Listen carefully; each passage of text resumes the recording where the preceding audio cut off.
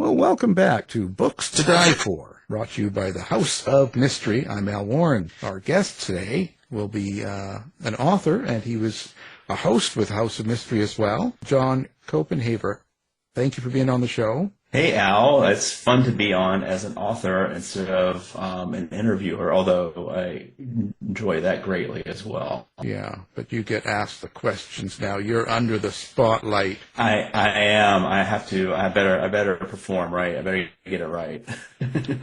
Yeah, be correct here. So now you've got a new book coming out June 4th. It's called Hall of Mirrors, and it's a novel. So this is a Judy, Nightingale, and Philippa Watson mystery. So let's talk about that book. So what's the basic premise of the book to start out with? Yeah, so it is the second book in a trilogy. The Savage Kind that came out in 2021.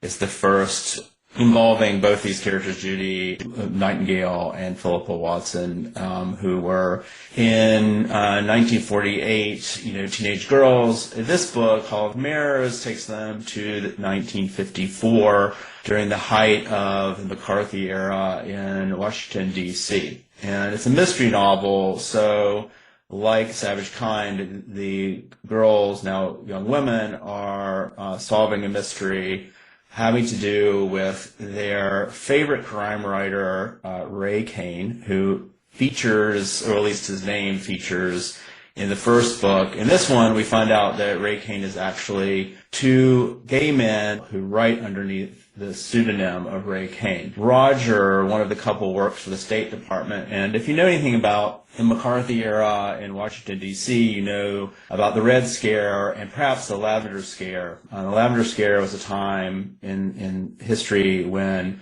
there were state-sanctioned firings of, a lot of them were State Department employees, but government employees who were gay and lesbian. It was also, they were outed during this process, and in the 1950s being outed was, of course, something considered very shameful for that time period, and they would lose their livelihood, their families would be destroyed. A lot of these men and women really struggled. Some of them even took their own lives. So it was a terrible time of prejudice in that period. So I was really interested in taking characters, particularly these two men, and looking at sort of the impact that time period had on them. I know it's a fascinating time period, but pretty complex and socially conservative and problematic.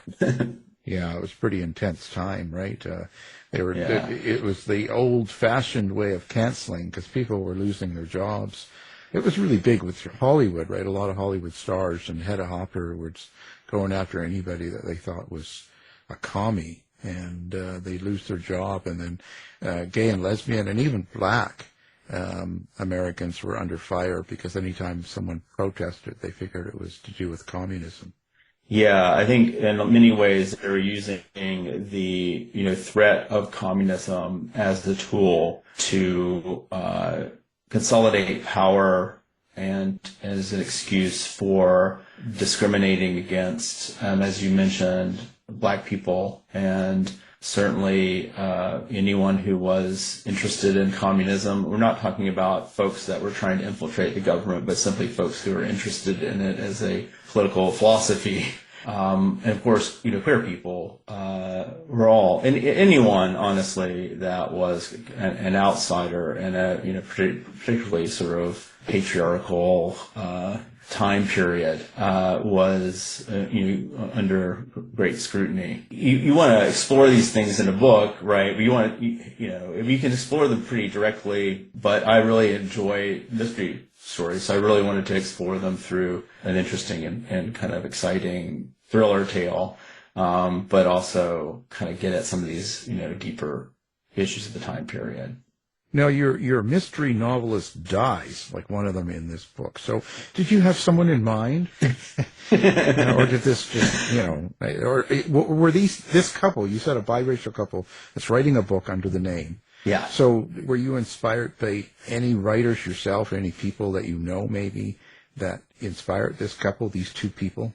Well, this idea came about because I learned about the writer Patrick Quentin. There were several different writers writing underneath his name, but one of them was a pair of writers who were thought to be gay. I never quite confirmed that, but a lot of people feel that was the case. They wrote under this name great mystery novels and stories. It's just I just sort of got a little like spark of inspiration, and they were writing during this time period, by the way, a little spark of inspiration from, learning about that. I've always been fascinated by writing pairs because, frankly, I would find it very difficult to do that.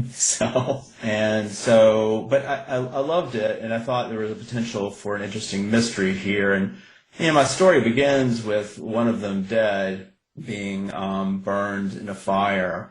And then the other is trying to, of course, help with Judy and Philippa's help figure out what happened. The question that continues to come up for me during this is, what does it mean to be sort of writing underneath a pseudonym? What does it mean to be in the closet?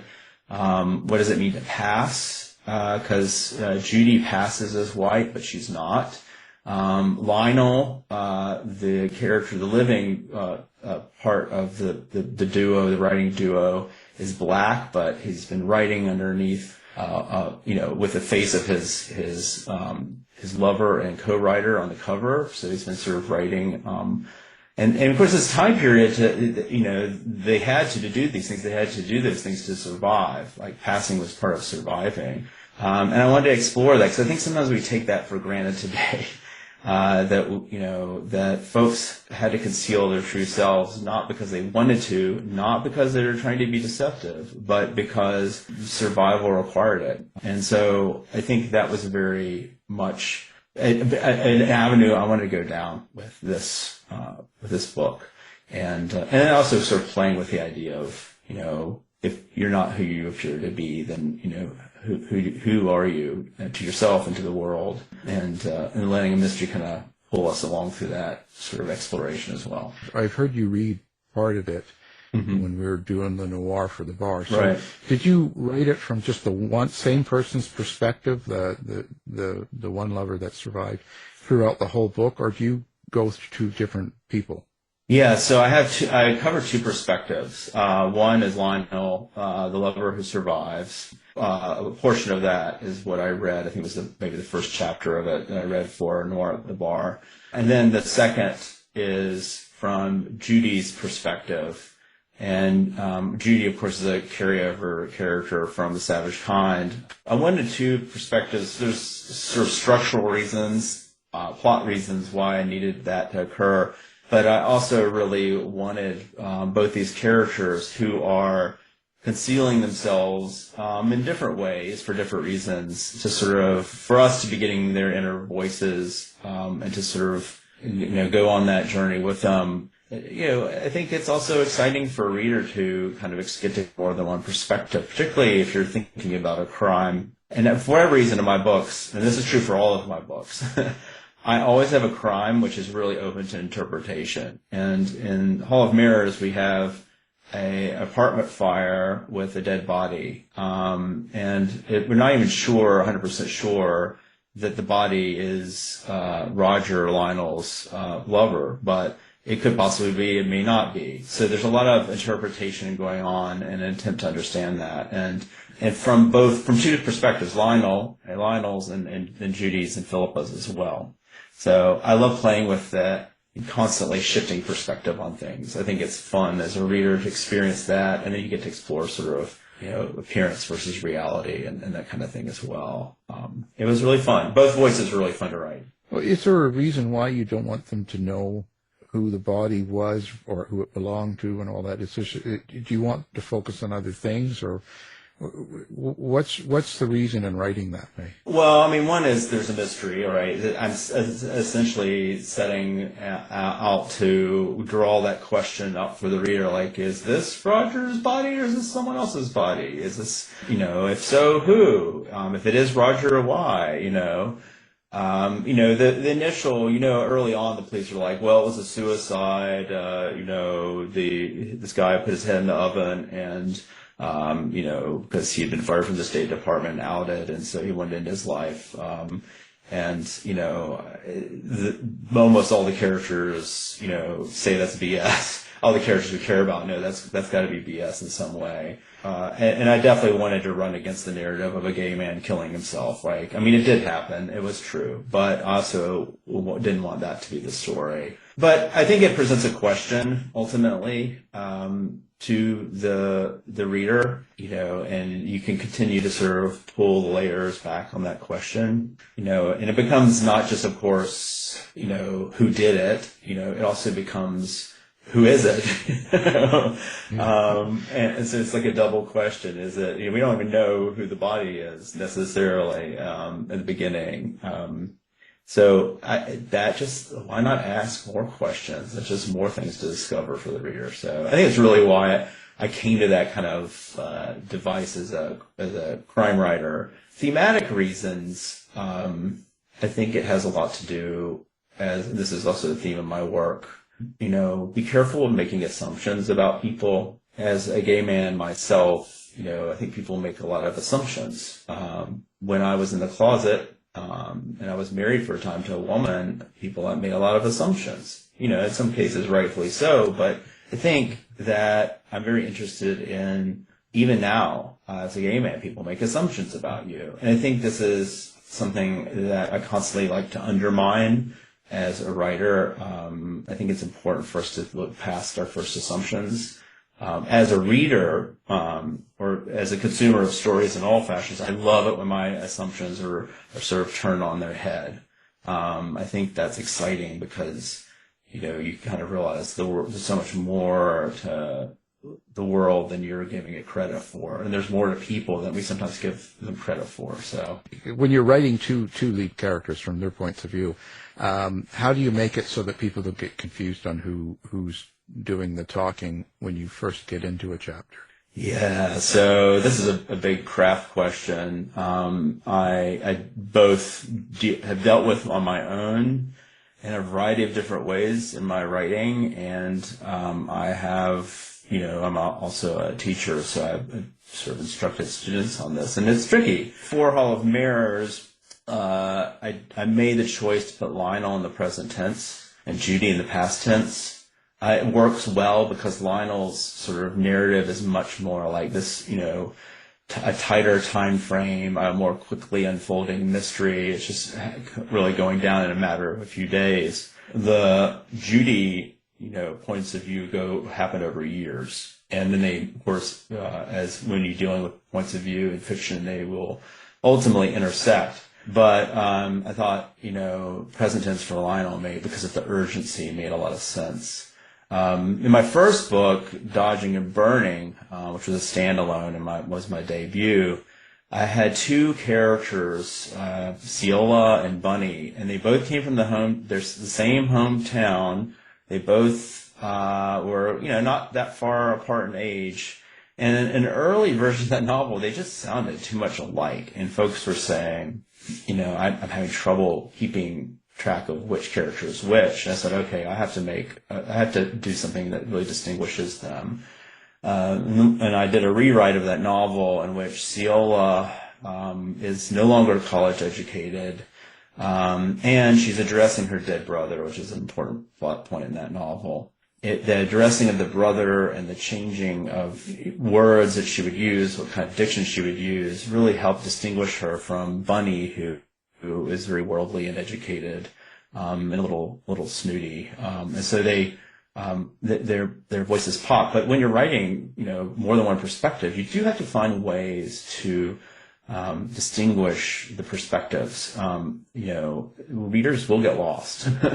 And so I think it's very important to ground them that way. I have to deal with students who all their characters kind of sound the same. Like, you need to dig into their points of view a little bit more and give them different voices.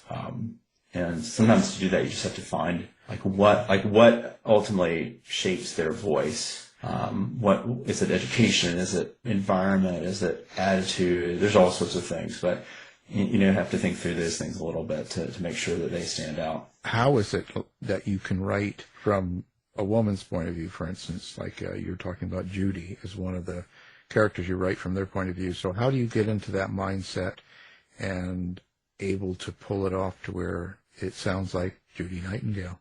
Yeah, well, it's really interesting because I've been asked a lot. I almost all my novels have female protagonists. In fact, Lionel is my first male point of view character. In my first book, there's a very important central character who is a gay man, but he doesn't really have a full point of view, I should say. But I think that it's never been this big leap for me in terms of like getting to, it wasn't like this sort of, big task that I had to do. And I think this largely has to do with the fact that I grew up around a lot of various strong female influences in my life.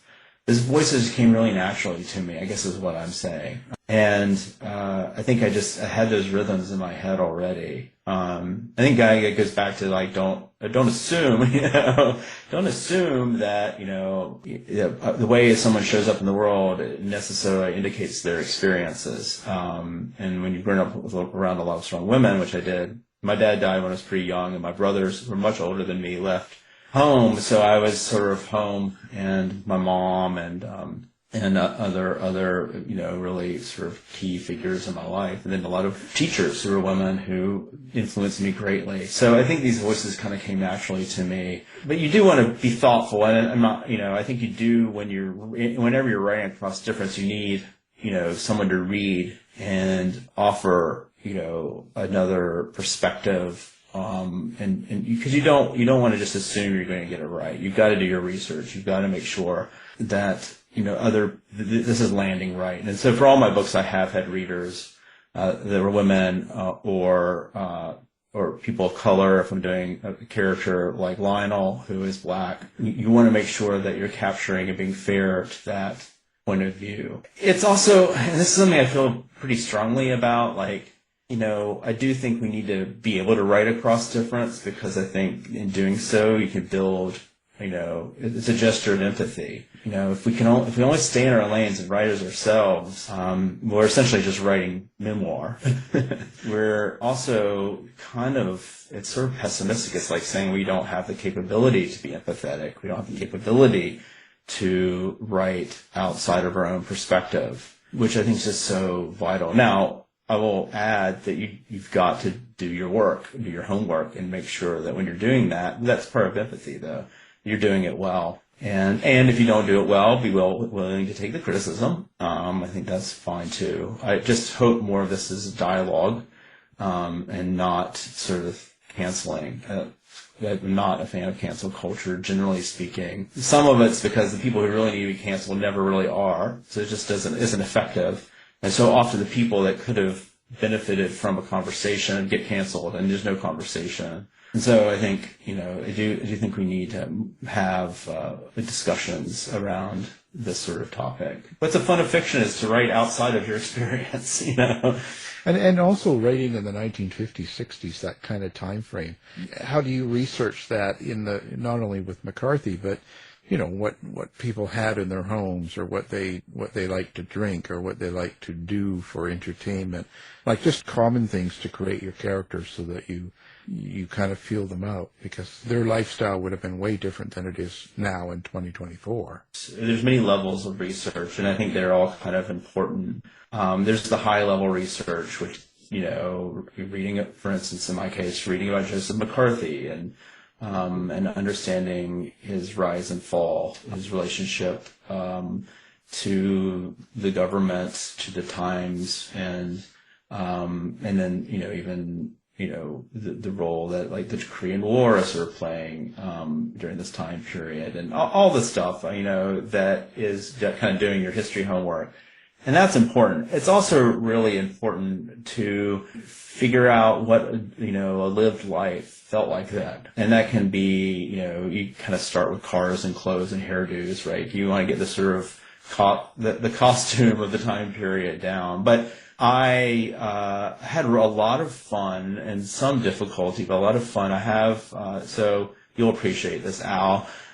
Judy goes to work at a radio station in the 1950s, and she, they're not letting her on the air yet, but she does get a chance to go on the air, and like kind of dealing with workplace dynamics and how a radio station would work at that time, and the TV was coming in and taking over.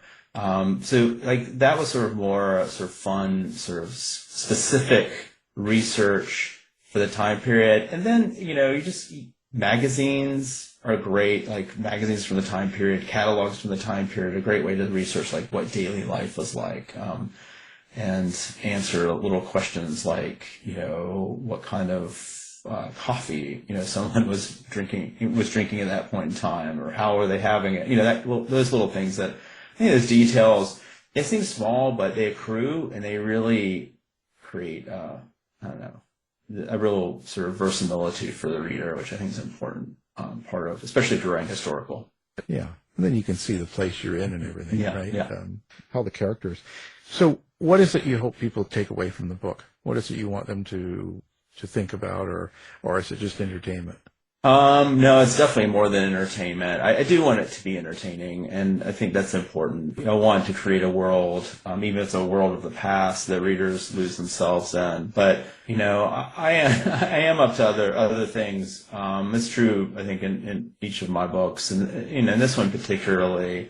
I wanted to say something about, certainly how difficult it was in this time period to be out, to be black, to be a woman, and if you had a lot of those things, or you had a cross section of those things, your life became even more difficult. The anger that creates in people, and the results of trauma, and how we sort of process, and in some cases the right way, in some cases the wrong way, process trauma. I did want to sort of show those constraints. This is part of my feeling that we do easily forget exactly what it was like to live and to be in different time periods. And, and there's an ebb and flow to them too. But I think in the 1950s particularly, it was a pretty oppressive time. And I think that I hope my book describes some of that, and really hopefully for readers,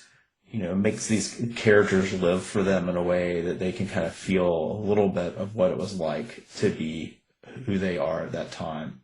And even in some cases when they're doing bad things, just to be sympathetic, maybe understand a little bit where that comes from. Because I don't write like characters who are like angels. I think it's kind of boring. I like characters that have texture and sometimes make poor choices, or really poor choices. But I think that that's certainly what I hope readers will take away from it. How do you handle writing the violence in the sense of like speech, like the way people talk to minorities back then, and even gay people, like because it was, first of all, being homosexual was illegal, so right. You were a criminal and you had a mental illness, right? So that was just right off the bat, something wrong with you.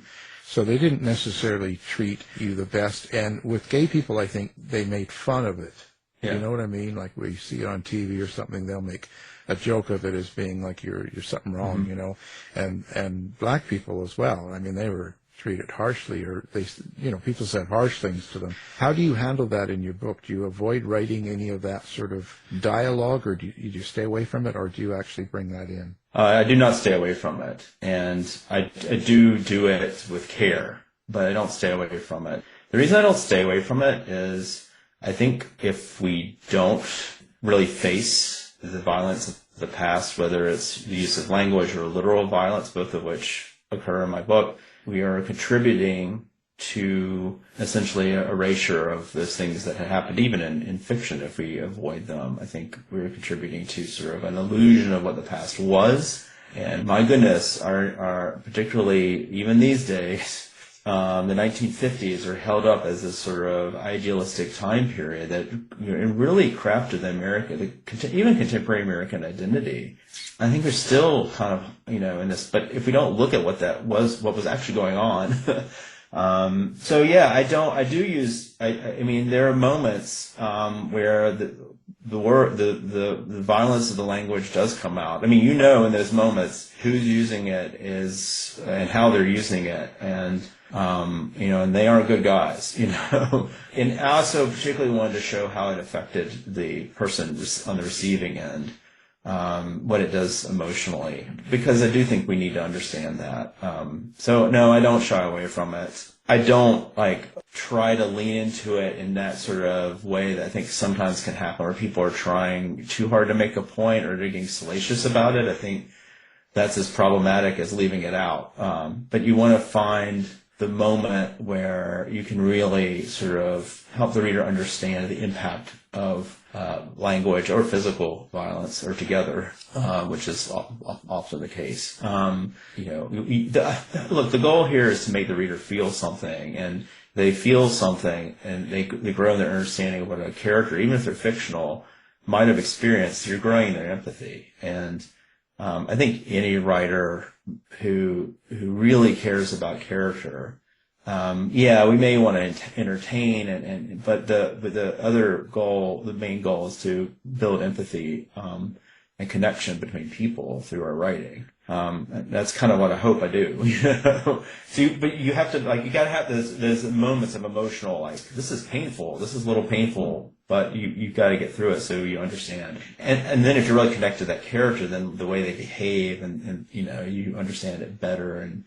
hopefully root for them more. And I think there's a lot to using it well. Okay, so now listen, let's talk about how people get a hold of you, social media, website, anything that you want to give out for contact info. Yeah, I mean, I'm on all the social medias. Certainly you can contact me through my website, which is www.johncopenhaver.com.